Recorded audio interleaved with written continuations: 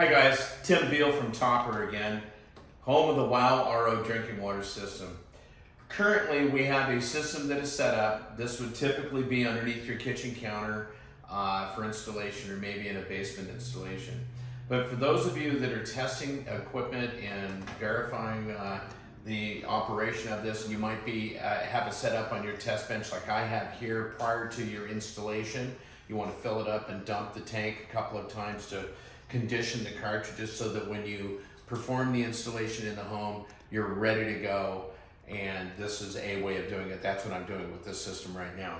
I've already pre-charged the pre-filter, the membrane, and the post-filter. Notice, or you should notice, that we have dots for alignment, and they should match up with the dots in the manifold. We have a red dot here in the manifold, a green dot for the membrane, and a blue dot for the post filter.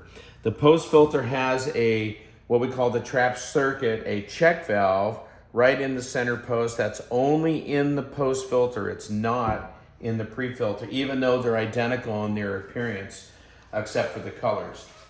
The post filter is the only one with the check valve.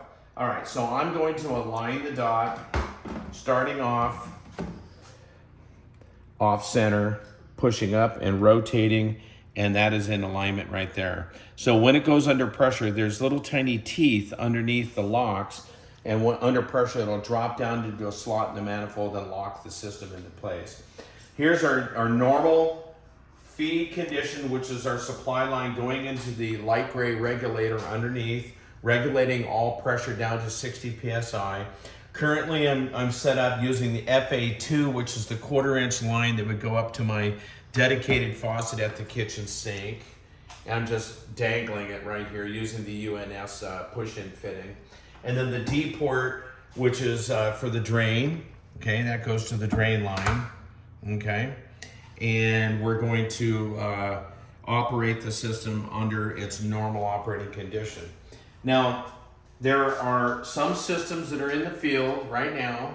There's two that I know of that are on test that have a very, very special add-on feature. And I'm gonna plug this into this particular machine.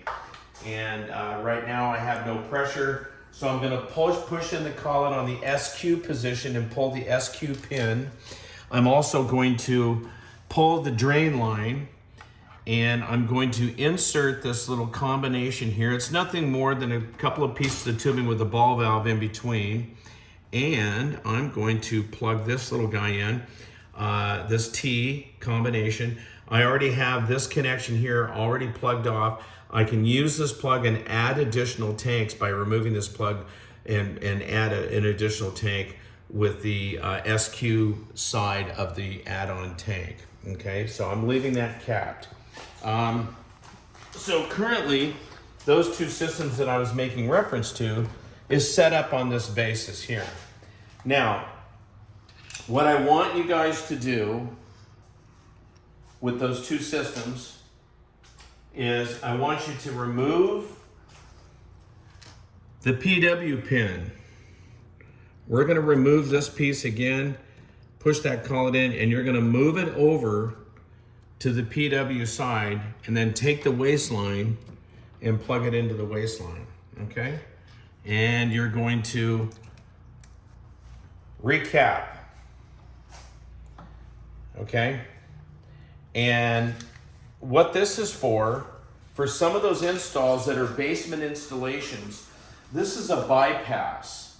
And you can use this setup to flood the lines downstream from underneath the basement, and under certain conditions, you will be able to go to the exit of that long distance run, and after the system has been conditioned and turned on and operated, you can put this bypass in, and then what you can do is you would just open up this valve right here, and it brings filtered water from the SQ side directly into the PW side, which would go through and filter out the water additionally, go back up to the FA ports, and you would go to the exit and flood those lines with filtered water from the system. So like, let's say there's a refrigerator downstream, you would open up that refrigerator door dispenser or with the coffee maker or upstairs and individually flood those lines once you open that line up, it would automatically flood those lines, okay?